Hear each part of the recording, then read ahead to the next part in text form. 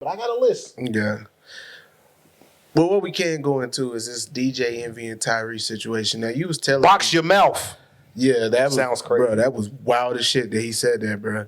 And it's also just like DJ Envy, bro, like, we've like, I could tell off the clip that you showed me, DJ Envy and Tyrese have that type of relationship where he can talk crazy like that and nothing come of it. Used to be able to talk crazy, so I mean, I won't. So because there has been footage of people talking crazy to DJ Envy, and he's sitting there like, "What you talking about? What you mean? What you mean? What you mean?" And like he really ain't talking about boxing nobody's mouth. So you talking about the Desus and Mero shit? Yeah, that shit. The Birdman shit. No, the Birdman shit was more Rick Charlamagne. Ross shit. Birdman shit was more Charlamagne. Was definitely actually was kind of all Charlamagne for real, honestly. The Rick Ross shit was a little bit different, but that wasn't up there at the Breakfast Club. That was more social media back and forth shit.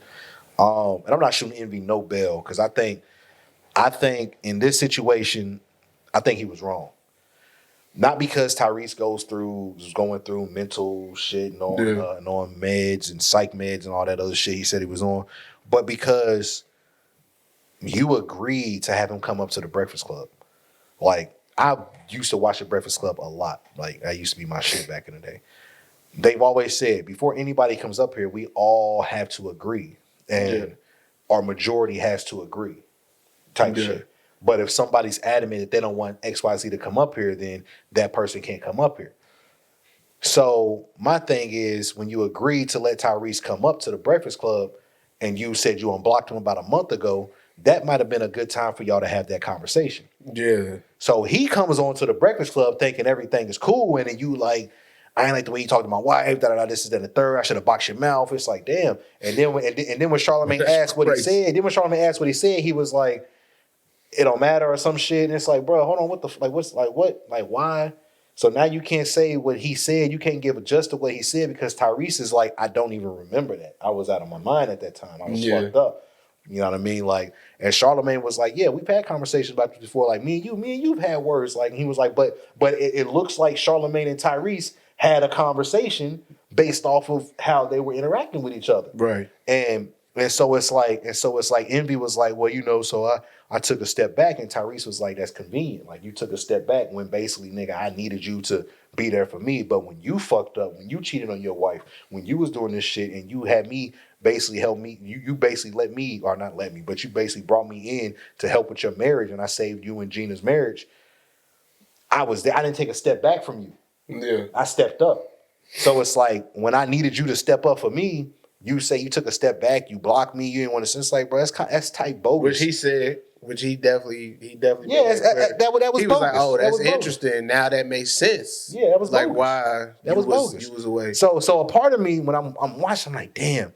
And the interview was a little bit longer than I would have thought it would have been with Tyrese, because Tyrese really ain't got shit to talk about right now. I don't know, maybe he does. I don't know, but well, you got an album to drop. Tyrese ain't got shit to talk about right now. What the fuck? Well, it's 2023. His sweet lady ain't coming back out. You feel it? He ain't got nothing to talk about worth talking about right now, right? He was up there for an hour and a half. So after realizing that, I'm like, damn, this could have been a ploy for them to get more engagement. Yeah. Because over the years, Breakfast Club hasn't had the type of engagement that they used to have. People used to really look forward to their interviews. That's interesting. I was about to say the same thing. People, so like the last few times that we've seen the Breakfast Club go viral or get some type of some type of traction, it was based off either some controversy or somebody saying something to one of the hosts. It hasn't been about their interviews. It's been about beefs and tiffs and riffs and shit like that. Yeah, because you know what I'm saying? Because that one dude came up there, he got on Charlamagne for about 15, 20 minutes. They went back and forth. And the dude was like, how you gonna let Joe Biden tell you that you ain't black if you don't vote for him? And him and Charlamagne went back and forth for a while, but that only went viral because bruh pressed Charlamagne. So it's like, damn. Yeah. Like y'all get in these situations where either somebody's pressing y'all or y'all pressing them. And like, I get it, they need engagement, but it's like, I think it has some type of But literally to kind of what Joe Budden said a couple weeks ago about how the backing for Breakfast Club isn't there like it was since Angela has left. And you can kind of see Power 105 and Revolt kind of putting those extra resources into Angela and what she got going on. Whereas the Breakfast Club is kind of getting the back seat now. Because, I mean, to be honest, like, the Breakfast Club, like, yeah, Charlamagne would come and he would have his homework, and Charlamagne's going to ask the questions everybody wants to know. Yeah. Angela's going to bring the aspect of the questions that people ain't even probably even thinking about, or, like, only a true fan would know what she's talking about and why she asked that type of question, type shit. And now that she's gone, now it's just like super messy and nobody's really tuning in. I knew as soon as she said that she was leaving the show, I was like, bro, Breakfast Club will never be the same. Yeah. I mean, they even changed they got a whole new setup, whole new video, they got new chairs. Like, I get it. But it's like y'all waited and like y'all had the same setup for a decade. Yeah. And I always thought it was kind of messed up. Well, of course, I think when it comes to like tier lists, I think like as far as like the shows, Charlamagne, DJ Envy, and then Angela Yee, or you could switch them two around, DJ Envy and Angela Yee. But I think that's why anytime you watching an interview, you see Charlamagne and the guest. Oh, for sure. And then like they side cutting to to other people, other people. And then when Angela Yee's talking, like they're gonna either zoom out or they just gonna cut straight to her from the other camera angle and have her and whoever the guest is on there talking. So I always knew that show was gonna be kind of definitely never be the same that it always was. I mean, and it's funny that you said that they doing it for like press reasons or relevancy or whatever, even if that's a fucking word or not. But because just like I sent you the Brittany Renner thing and her going on that podcast and going crazy and shit, and you was like, bruh, this is just for views, bruh. Like, don't nobody care that she's upset about PJ Tucker and everything she was talking about. And you was like, and I was like, bruh, to me, I feel like they set her up. And you was like, yeah, they set her up for views. Like, they asking her triggering questions that they know she gonna snap on because they know they gonna get a reaction out of her. Like, you know what I'm saying? Whether she agreed, whether she requested bottles to be there and she get herself drunk, or they was like, hey, you want a drink? Either way it goes, she got tipsy, she got drunk, did and said a whole fucking lot. If you ain't seen it, you can go find it on YouTube. Brittany Renner Wilding Out on podcast. I don't really remember the name of the show. Never even heard of that podcast. You're not plugging your shit. No, I'm fucking with you. We're not doing that either. I don't know the name of the podcast either, bro. But that was episode 1 for them niggas. I've never seen them before, so they some good shit, bro. So the shit was like just crazy as fuck. But saying all that to say, I kind of felt the same way. Like DJ Envy knew what he was doing by asking Tyrese a question like that, because it's like, all right, cool. In the clip you showed me, he brought it up. Tyrese was like, well, what you talking about? And they kind of talking in code. Charlamagne was like, seems like y'all need to say something, but neither one of y'all's trying to say it, so what we talking about? Then DJ Envy tries to play like the victim card or innocence card, like, well, I'm really not trying to go that into depth about it. It's like, well, bro, why'd you even bring it up? Yeah. Nah, he like does nobody that. was even like, he bro. does a lot of that like, bro, like you shouldn't like if you weren't trying to go in depth, why even try to slightly address it? Yeah, he does it. He does a whole lot. Like you doing the most. But in saying that, there is do's and don'ts with friends, bro. Like you don't. Like, if that's really, like, DJ Envy kept calling Tyrese his brother. He was like, you my brother. But then, like, I get it. Like, me personally, like, nigga, I'll fight my homeboys. Like, if I got to. Yeah, for sure. I'll fight one of my niggas. Yeah. I definitely will. But you're not going to wait till.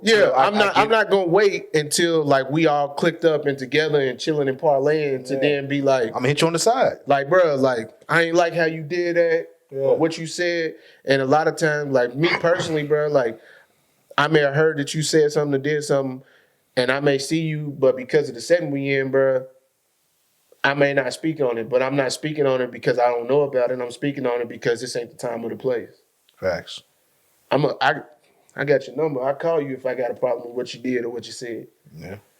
So to go about it like that, but like you said, DJ Envy was saying in that clip, like, I just unblocked your number and unblocked you from Instagram and Twitter, and it's like, bro, like, nigga, what?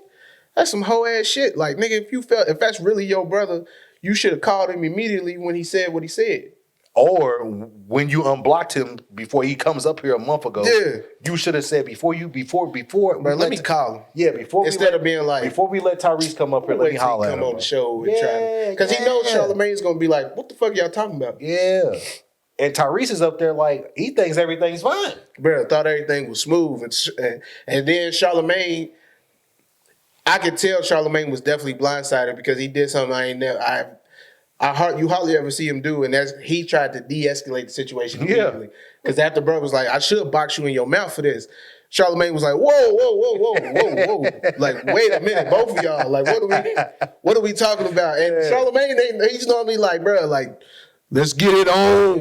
Like you know what I'm saying? He gonna egg it on. Yeah, but that goes to show they do have that friendship. But I thought that was some real hoe ass shit on DJ Envy's part. Cause it's like, bro, don't bring me on your show.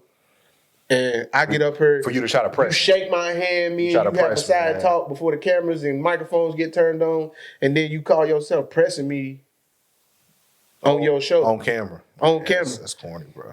And not just on camera, but on radio, bro. Like everybody's on radio, listening. Bro. On TV. It's on radio, it's on TV, it's on YouTube. Like, bro, I didn't come up here for this, bro. You know what I mean? Like, I didn't, like, you feel me? And you kind of tell, like, Tyrese was kind of like, towards the end, he was like, I didn't come up here for this. Like, I came up here to talk about my album that nobody cares about. Like, I didn't come up here. Bruh, they went so long in that clip. Like, I told you, once we finally found it on YouTube and we found the actual, like, timestamp frame and everything, it was like, bro, they going on and on about this, bro. And this is like an hour and 45-minute interview. Like, what the fuck? Yeah. I mean, they got to other shit, but even at the end, he doubled back. He doubled back to it, yeah. Which is what he said what he said. And it was, bro, I ain't appreciate like you ambushing me like this, but I'm glad you got it off your chest. Yeah. Now, you know, as the God-fearing man I am, man, like if God's going to be able to give us grace continuously after we fuck up, can you then in return do the same for me? Mm-hmm.